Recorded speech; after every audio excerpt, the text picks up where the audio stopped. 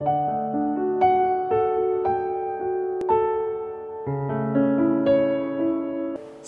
selamat sore. Jumpa lagi dengan saya Pendeta Deborah Dumasi Sianipar dalam acara Renungan Senja dari CBM 7 TV atau CBM 7 ya. Saudaraku, hari ini adalah hari kedua kita membahas khotbah tentang hari kasih sayang yang dikhotbahkan pada hari Minggu yang lalu oleh saya sendiri. Hari ini masuk ke hari kedua berbicara tentang kasih sayang, saudaraku. Nah, saya akan bacakan dari kitab Yohanes pasal 15 ayat 9 sampai 17. Judulnya perintah supaya saling mengasihi. Seperti Bapa telah mengasihi aku, demikianlah juga aku telah mengasihi kamu. Tinggallah di dalam kasihku itu. Jikalau kamu menuruti perintahku, kamu akan tinggal di dalam kasihku, seperti aku menuruti perintah Bapakku dan tinggal di dalam kasihnya. Semuanya itu kukatakan kepada kamu, supaya sukacitaku ada di dalam kamu, dan sukacitamu menjadi penuh. Inilah perintahku, yaitu supaya kamu saling mengasihi, seperti aku telah mengasihi kamu. Tidak ada kasih yang lebih besar daripada kasih seorang yang memberikan nyawanya untuk sahabat-sahabatnya. Kamu adalah sahabatku jikalau kamu berbuat apa yang kuperintahkan kepadamu. Aku tidak menyebut kamu lagi hamba, sebab hamba tidak tahu apa yang diperbuat oleh tuannya. Tetapi aku menyebut kamu sahabat, karena aku telah memberitahukan kepada kamu segala sesuatu yang telah kudengar dari Bapakku. Bukan kamu yang memilih aku, tetapi akulah yang memilih kamu. Dan aku telah menetapkan kamu, supaya kamu pergi dan menghasilkan buah, dan buahmu itu tetap, supaya apa yang kamu minta kepada Bapa dalam namaku, diberikannya kepadamu. Inilah perintahku kepadamu, kasihilah seorang akan yang lain. Nah, ini berbicara kasih, saudaraku. Kalau kita tanya seorang anak-anak, kamu nak pernah nggak merasakan kasih? Paling besar dia akan menceritakan kasih sayang orang tuanya. Seperti apa kasih itu? Misalnya dia akan katakan, ya waktu itu aku dikasih mama ulang tahunku handphone, tetapi kemudian aku teledor, jatuh ke dalam air karena aku bawa ke kamar mandi. Saya sudah ketakutan, tapi ketika mama tanya, saya kasih tahu, mama tidak memarahi saya, papa tidak memarahi saya. Inilah yang dianggap kasih oleh seorang anak kecil, saudaraku. Kasih dia rasakan ketika dia tidak dimarahin saat dia salah. Demikian juga kasih anak-anak. Ada anak yang lain ditanya, apa kasih itu bagimu nak? Oh iya, aku kalau naik kelas, saya minta apapun selalu dikasih hadiah sama papa. Misalnya aku waktu itu naik kelas, aku dikasih hadiah laptop, aku dikasih hadiah sepeda, atau baju yang bagus. Nah, kasih menurut pandangan anak-anak adalah di mana dia mendapatkan hadiah-hadiah. Itu saudaraku, ini menurut anak-anak. Jadi kalau saudara-saudara yang selalu berpikir bahwa kalau engkau dikasih hadiah sama Tuhan, itulah kasih. Nah, berpikirlah berarti itu adalah anak-anak. Nah, bagaimana dengan remaja? Ya, remaja cenderung ya ada, kalau udah remaja bicara hari kasih sayang Valentine, itu sering kali berbicara tentang hubungan gender ya, antar gender. Ya, anak laki-laki kita dengan perempuan, anak gadis orang lain, atau anak gadis kita dengan anak laki-laki lain. Kalau ditanya misalnya, wah kamu kok sumringah banget, mau kemana? Udah rapi, udah wangi. Iya ma, kata anak perempuan kita, aku mau jalan sama si Anu.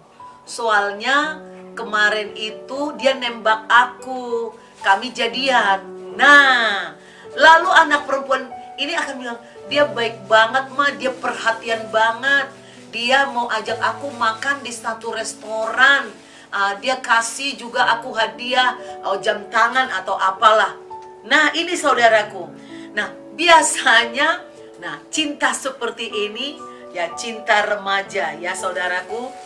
Jadi konsep cinta menurut anak kecil, menurut remaja atau muda-mudi itu berbeda dengan cinta yang ditunjukkan oleh Tuhan. Nah, ini ayat ini mengatakan yang luar biasa. Tidak ada kasih yang lebih besar daripada kasih seorang yang memberikan nyawanya untuk sahabat-sahabatnya. Kamu adalah sahabatku jikalau kamu berbuat apa yang kuperintahkan kepadamu. Sesungguhnya saudaraku, cinta yang kita lakukan di dunia ini kebanyakan semu, palsu, ada maunya. Kalau dia baik, saya baik.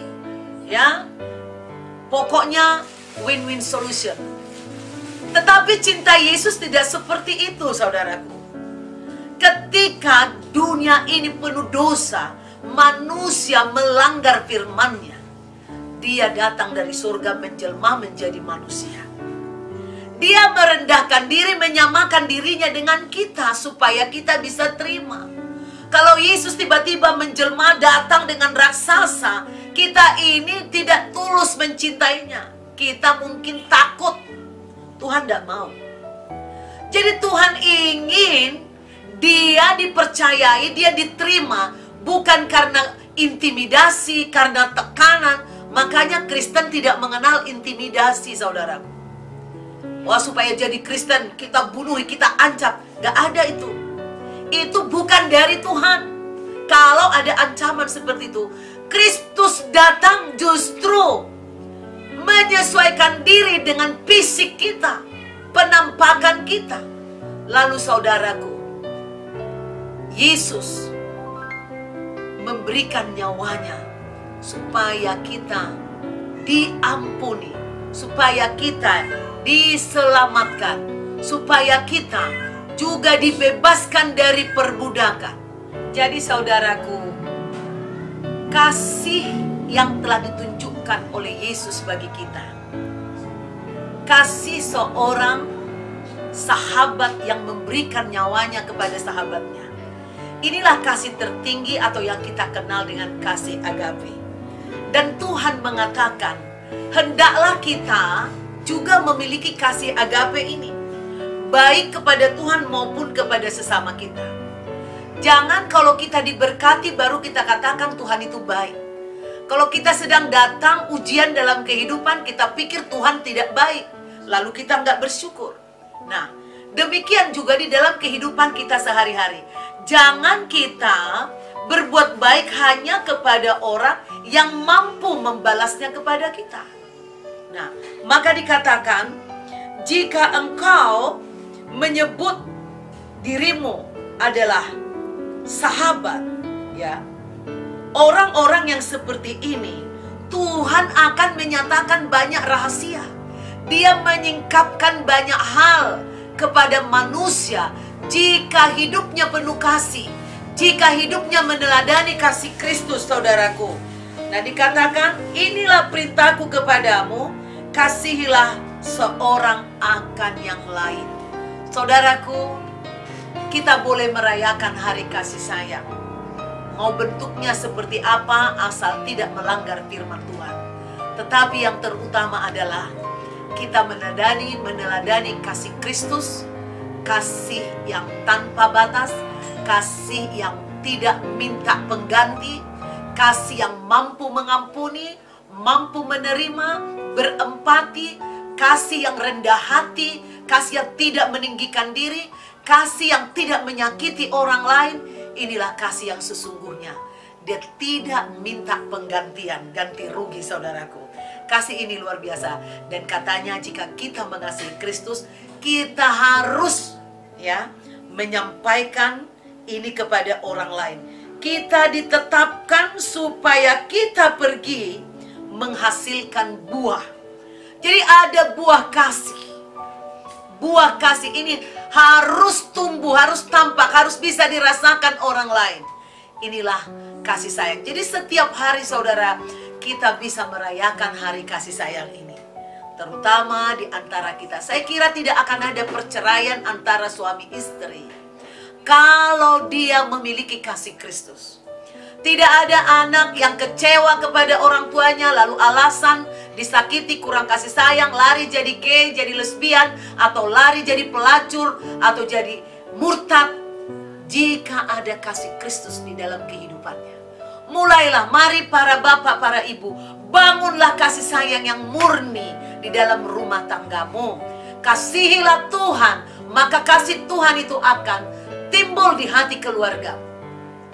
Dengan kasih Tuhan, kasih Tuhan akan sanggup memelihara keluarga kita, saudaraku. Demikian akan ada pemulihan bagi semua keluarga jika kasih Kristus yang ada dalam kita. Tidak ada lagi perceraian, tidak ada lagi penyimpangan seks, tidak ada lagi pelacuran, tidak akan ada lagi yang menyembah berhala, tidak ada lagi yang lari ke narkoba. Orang akan merasakan kasih yang hangat di rumahnya masing-masing karena kasih Kristus. Hanya kasih Kristus, saudaraku, yang tidak menuntut balas. Jika engkau adalah murid Kristus, biarlah kasih yang tidak menuntut balas itu kau praktekkan dalam kehidupanmu. Akan banyak jiwa-jiwa, buah-buah dihasilkan dalam kehidupan kita. Demikian tentang kasih sayang pada hari kedua ini yang bisa saya bagikan. Besok akan kita sambung lagi pada hari yang ketiga. Jika saudara terberkati dengan renungan senja ini, silahkan saudara klik kembali di YouTube CBM 7 TV atau CBM 7 TV, singkatan dari Christ Bride Ministry atau Mempelai Kristus, pelayanan Mempelai Kristus. Saudaraku, jangan lupa like, subscribe, dan juga lonceng supaya muncul selalu di ini saudara, dan kemudian bagikan kepada orang lain. Kita harus jadi berkat melalui jari kita, bagikan kepada banyak orang. Tuhan Yesus memberkati. Sampai jumpa besok sore jam 5 sore. Haleluya, God bless you.